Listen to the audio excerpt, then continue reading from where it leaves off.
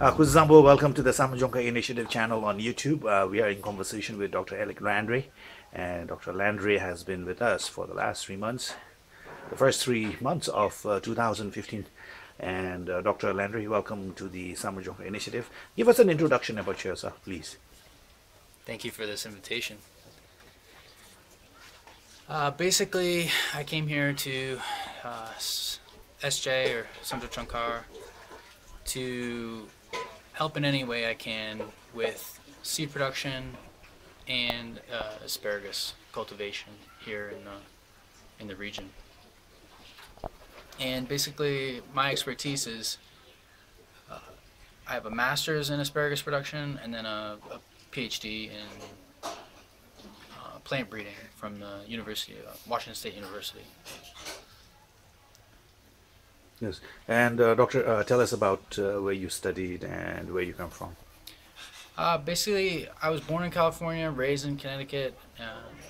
I got interested in agriculture because in the United States, you go to the grocery store and all the food comes in prepackaged containers, basically, or boxes.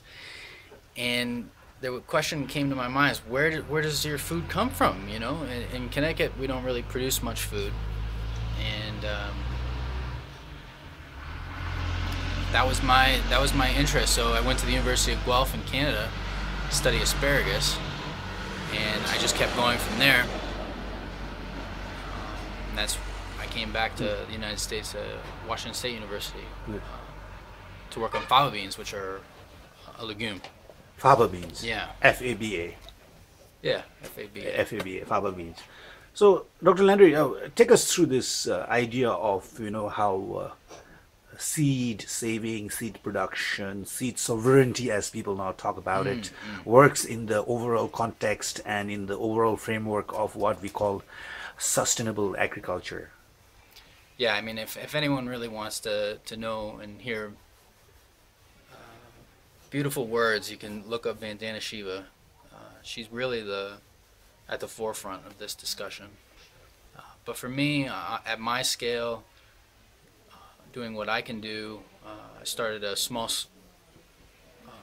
business called Backyard Seed Savers. I don't have a lot of land, but everywhere I've been, I've always been a gardener, and saving seeds is what has always been important for me, because something like 90% of the crop biodiversity has been lost in the past 100 years.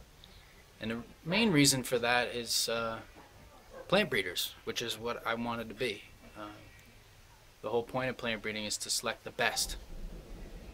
And the whole thing about biodiversity is that it's diversity. There's some good things, some bad things, but as a whole, it complements one another, right? Mm-hmm. So instead of planting one tree in the forest, you look around here and there's maybe hundreds of, maybe even thousands of different kinds of trees. And not everyone is good for timber or for fruit production, but as a whole, you can get a lot of different benefits from it. And I look at the same seeds, agricultural seeds, the same way. So with the Backyard Seed Savers, my idea is that small-scale producers can take control of the crop diversity, right? They can play a role. It's not just for the multinationals, it's not just for the government, but actual individuals, whether they be gardeners or whether they be farmers. And here in this area, they would be considered gardeners in the U.S., because in the U.S. if you're not farming 500 acres or 1,000 acres, you're not really considered a farmer. Mm-hmm. Here it's 2 to 5 acres. Mm-hmm. That's the average size of the farm. So that scale, it's difficult to save seeds on, but by working together, we can do it. So it all starts from saving your seeds. Yeah, I mean, here a lot of people stop saving their seeds, just like in the U.S., because of these improved varieties. What the extension people told them, is you'll get increased yields if you stop saving your traditional land races and start, taking these free seeds essentially. Now they're starting to cost a little bit more, and so farmers are making having second thoughts. They may have seen some yield increases, but maybe they lost some of that diversity. So besides diversity, being resourceful so that you can cut on costs because you don't have to buy seed. What are the advantages of producing your own seeds? From one thing I noticed just in my experiences seed saving is if I buy a packet of seeds and I sow it, I may get 90% germination, and I may not. I'm not sure why. Could be because it's mass produced, and while the seed germination may be high on a piece of paper, it's not high once you plant it, direct seed it in the soil. So I find that there's that issue. When I save my own seeds, if I do it right, I get 90+% germination, and they're all vigorous, right? It's because I'm harvesting the seed when it's fully ripe, right? Whereas in a commercial production, whereas large scale, plants are asynchronous, so they flower over a period of time. That means seeds mature over a period of time, so they have to choose what they call optimum time to harvest. But the problem with the optimum time to harvest is there's some seeds that are ripe or shattering, so they're falling on the ground, and then there's other seeds that are not fully mature, and sometimes, good chunk of the times, you're going to be getting seeds in your that are not fully mature. So that was one big thing. Also, it's for me, I really have a interest in that diversity that comes out of something. It's almost like a gift or a surprise every year. While you're not gonna, it's not like a hybrid where it's all the same, all looks beautiful. Some of it's not gonna look beautiful, but that's the whole point, is to steward this diversity over time, and that's what a land race is. That's like the definition of a land race. So in the course of now talking about, we are hearing words like land races, diversity, hybrid. What about local seeds coming from the local area, made in that area for that area? What are the benefits of producing your own seeds in that area where you are farming yourself? Right. Rather than getting seed that is produced outside in a different place. Yeah, we could talk for an hour about. And again, like if anyone really wants to get into the details, look up Vandana Shiva. And there's a cultural significance here, right? We can all speak the same language, but we don't. Right? Even here, you have Sharshab, Mm-hmm. Hindu, Yes. Nepali, Yes. Zonk. Yes. We can go on about the different dialects and the different languages that are just spoken here, and this is a very diverse place. You could go around the world and you can say the same thing. Now we can all, go monoculture and plant all the same thing and all speak the same language and all act the same and all wear the same clothes. But is that really why we're here, right? So I think for me, that's how I look at it. Land races are just manifestations of our heritage, right? Where my grandfather's grandfather grew this, and we've been developing because it tastes good. You think the great example is this Kumti rice. Yes. I'd butcher the story if I told it, but it's basically something that's been passed down, and selected for flavor, not yield. right? All the improved varieties are high yielding. Now, they also might taste good, but a lot of times the traditional varieties or land races were selected for other things other than economic, right? Traits.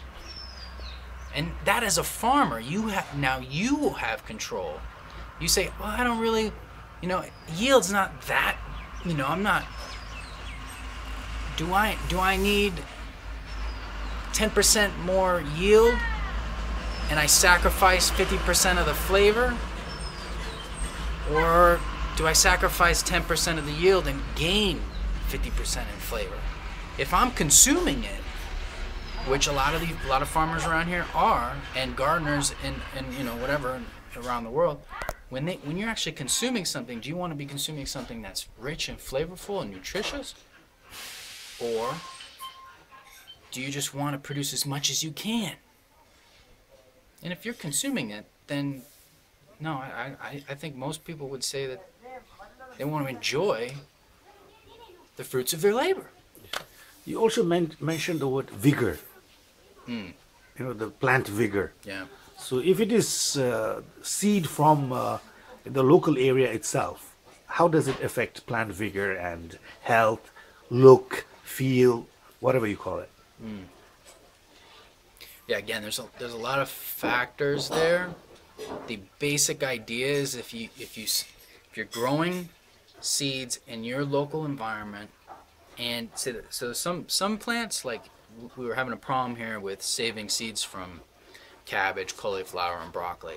The problems with these is that they were selected in or domesticated in Europe, northwestern Europe, like England and stuff like that. So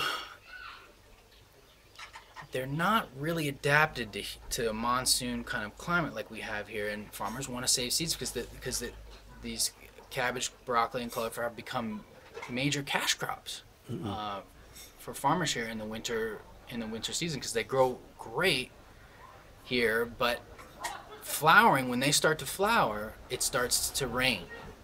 So when it starts to rain, these are dry-seeded crops, and dry-seeded crops do not like to be rained on when they're flowering and fruiting and drying down. And that's when you get diseases coming in. So plants like, there's benefits and drawbacks to locally produced seeds. If where I was from in Washington, we have a dry climate in the summertime, and cereals grow great, right? Like I can get the best quality seeds or any place I've been. But let's say I try to grow eggplant. I can't even get that. I can't even get seeds from that. Okay. Switch it around to Bhutan. I can get probably the best quality eggplant seeds if I was growing eggplant in Bhutan. But if I was growing like wheat or barley,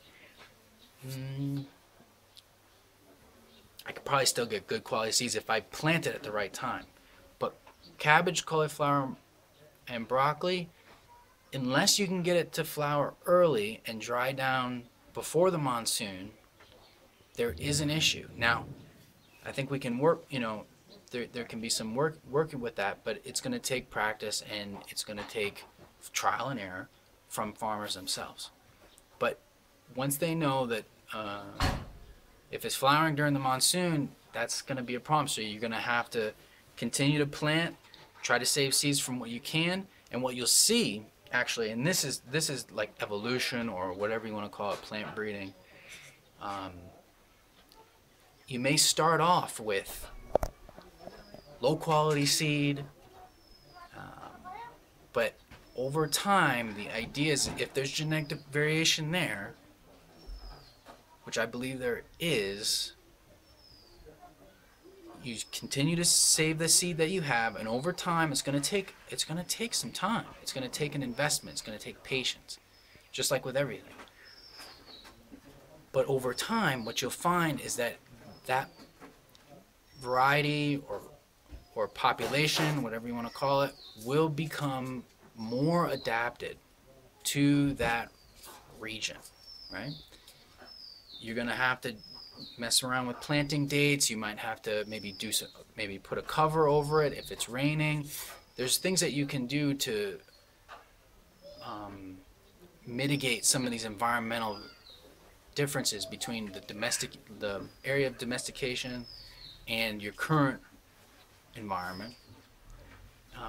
But there's ways to do that, right? And it just really depends on how patient you are, right? How aware you are of these changes over time, right? So cabbages, cauliflowers, and broccoli, tough guys to save seeds from. Onions, carrots. These are the crops that farmers around here want to save seeds from. They can save seeds from everything else. Peanuts, no problem. Plenty of diversity there. They've been saving seeds for, probably quite a long time. They can do. Farmers, we know this. We know this. Farmers can save seeds. They are saving seeds. But there's vegetables like the ones that I just mentioned are difficult because they flower, and they're dry-seeded crops, and they flower during the monsoon.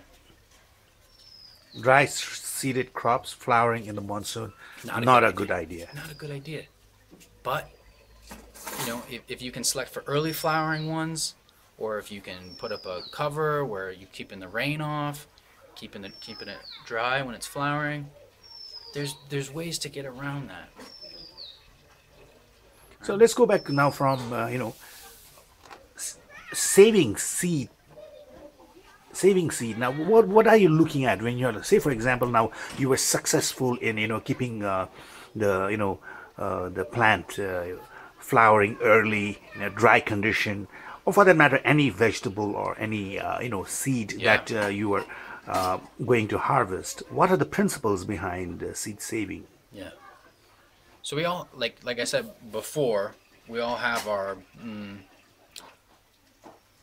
what we call in plant breeding an idiotype.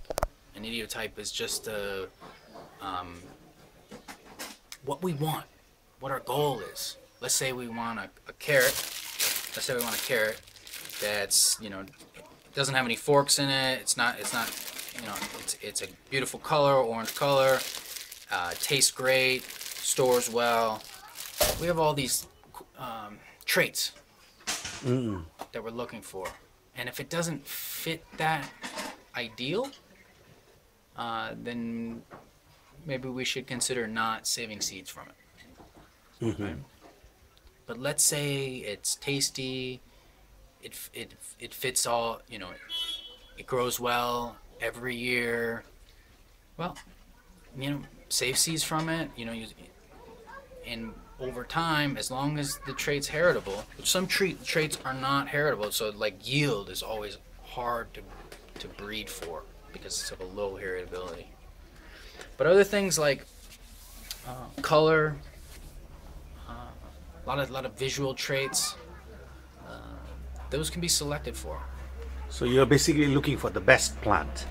You're looking for the best plants. Right?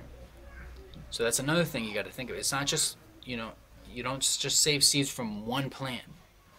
Because a lot of times with these crops, what will happen is if you just save, like let's say it was a corn plant or a cabbage plant or whatever it was, you're saving just seeds from one plant, what you'll see is this drop down called inbreeding depression. Mm. Right? It's the same thing in humans or animals that you see in plants. Now other crops like beans, you won't really see that inbreeding depression because they're self-pollinating, right? But anything that's outcrossing or cross-pollinated, you're going to see inbreeding depression if you're just saving seeds from only a few plants. So it's always good to save seeds from the best plants. The more the better. But of course, if you're saving seeds from all your plants,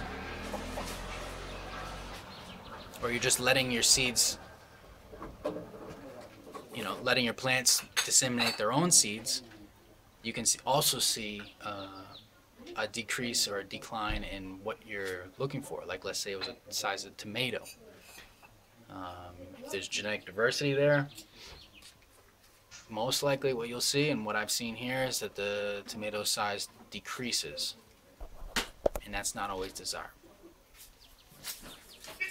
So it's good to actually be a steward of your genetic diversity, right? Of your crops. Select the best plants. So if it's tomatoes, what are we going for? The best plants? That's really up to the farmer, you know. The best plants? But yeah, the best plants and the best fruits from those best plants.